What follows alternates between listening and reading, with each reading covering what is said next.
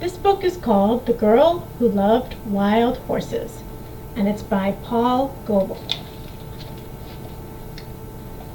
The people were always moving from place to place, following the herds of buffalo. They had many horses to carry the teepees and all their belongings. They trained their fastest horses to hunt the buffalo.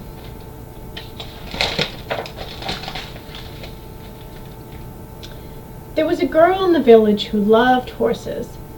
She would often get up at daybreak when the birds were singing about the rising sun. She led the horses to drink at the river. She spoke softly, and they followed. People noticed that she understood horses in a special way. She knew which grass they liked best and where to find them shelter from the winter blizzards. If a horse was hurt, she looked after it. Every day, when she had helped her mother carry water and collect firewood, she would run off to be with the horses. She stayed with them in the meadows and was careful never to go beyond the sight of home. One hot day, when the sun was overhead, she felt sleepy. She spread her blanket and lay down. It was nice to hear the horses eating and moving slowly among the flowers. Soon she fell asleep. A faint rumble of distant thunder did not waken her. Angry clouds began to roll out across the sky, with lightning flashing in the darkness beneath. But the fresh breeze and scent of rain made her sleep soundly. Suddenly, there was a flash of lightning, and a crash and a rumbling which shook the earth. The girl leapt to her feet in fright. Everything was awake. Horses were rearing up on their hind legs and snorting back in terror. She grabbed a horse's mane and jumped on his back.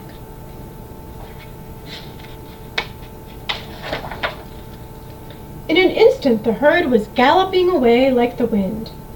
She called to the horses to stop, but her voice was lost in the thunder. Nothing could stop them. She hugged her horse's neck with her fingers twisted into his mane. She clung on, afraid of falling under the drumming hooves.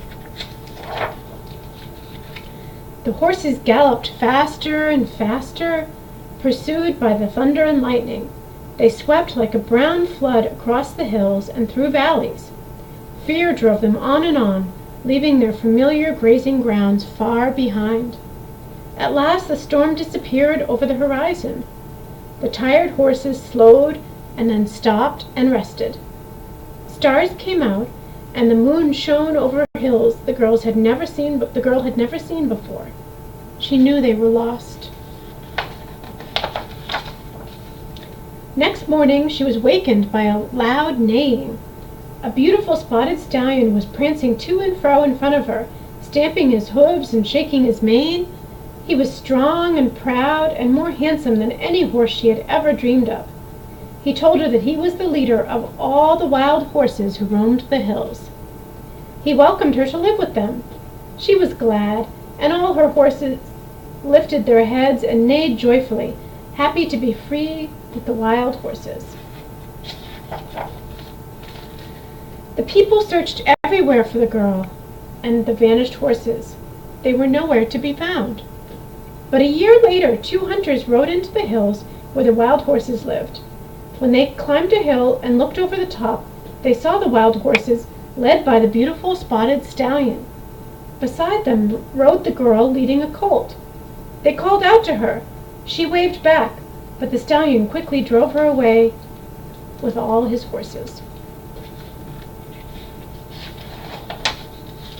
The hunters galloped home and told what they had seen. The men mounted their fastest horses and set out at once. It was a long chase. The stallion defended the girl and the colt. He circled round and round them so the riders could not get near. They tried to catch him with ropes, but he dodged them. He had no fear.